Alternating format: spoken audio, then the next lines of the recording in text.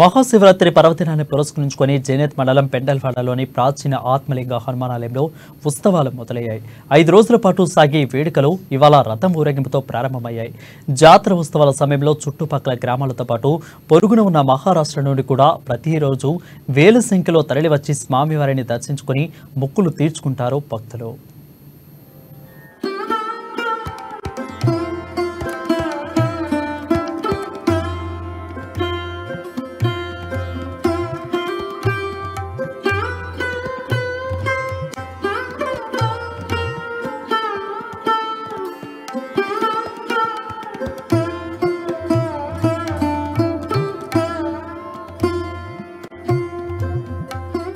ఆదిలాబాద్ జిల్లా జైనత్ మండలం పెనుగంగా నదీ తీరాన వెలిసిన పెండల్వాడ ఆత్మలింగ హనుమాన్ ఆలయం అత్యంత ప్రాచీనమైంది.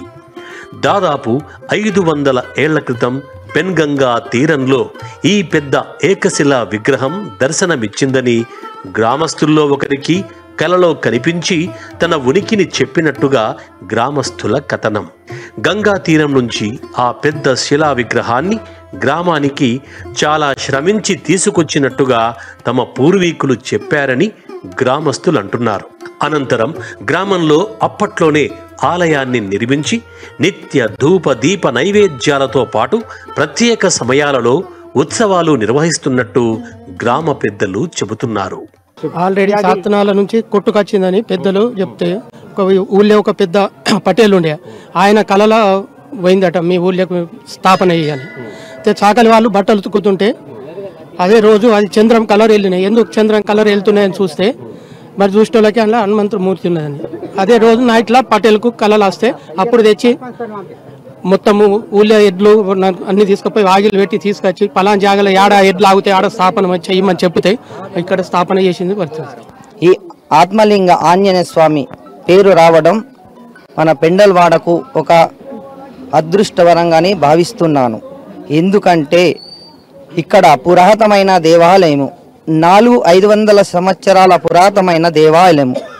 ఈ దేవాలయంలో ఆత్మలింగ ఆంజనేయ స్వామి అంటే ఆంజనేయ స్వామి అరచేతిలో శివలింగం ఉండడం వల్ల శివలింగానికి మహాన్యాస రుద్రాభిషేకము, ఆంజనేయ స్వామికి మన్యుసూక్త అభిషేకము స్మార్త ఆగమ ప్రకారం నవీన్ దుబే గారు నిర్వహించడం ప్రతిరోజు జరుగుతుంది. తమ గ్రామంలో అత్యంత ప్రాచీనమైన మహత్తు కలిగిన ఆలయం ఉండడం తమ పూర్వజన్మ సుకృతమని గ్రామస్తులు అంటున్నారు. ఆలయ గర్భగుడిలో భారీ ఏకశిల హనుమాన్ విగ్రహం చేతిలో ఆత్మలింగం ఉంటుందని, అందుకే ఇది ఆత్మలింగ హనుమాన్ ఆలయంగా ప్రసిద్ధి చెందిందని అంటున్నారు. అందుకే హనుమాన్ జయంతితో పాటు శివరాత్రి ఉత్సవాలు కూడా నిర్వహిస్తామని తెలిపారు. ఈ ఆలయ విశిష్టత వలన తమ గ్రామానికి అంతా మంచి జరుగుతుందని గ్రామస్తులు అంటున్నారు. మా ఆంజనేయ స్వామి విగ్రహం ఏకశిలా విగ్రహం, 9 అడుగుల విగ్రహం, మరి అరిచేతుల శివలింగం ఉన్నందున మాఘమాసం రోజుల్లో బ్రహ్మోత్సవాలు జరుపుకుంటాం. మరి అట్లనే శివరాత్రి రోజున స్వామివారి విగ్రహ ప్రతిష్టన అప్పుడు అందుకు ప్రతి సంవత్సరం 5 రోజులు వార్షిక బ్రహ్మోత్సవాలు కూడా జరుపుకుంటున్నాం.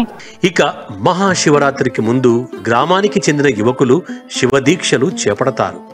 41 రోజుల పాటు దీక్షా నియమాలు పాటిస్తూ మహాశివరాత్రి అనంతరం మాల విసర్జన చేస్తారు.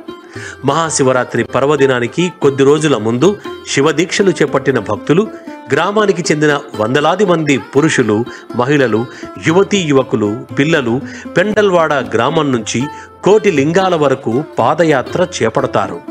ప్రతి సంవత్సరం క్రమం తప్పకుండా 20 కిలోమీటర్ల దూరం గల ఆ గ్రామానికి డప్పు చప్పుళ్ళు, భజన గీతాలు, నృత్యాలు చేస్తూ కాలినడకన చేరుకుని స్వామివారిని దర్శించుకుంటారు.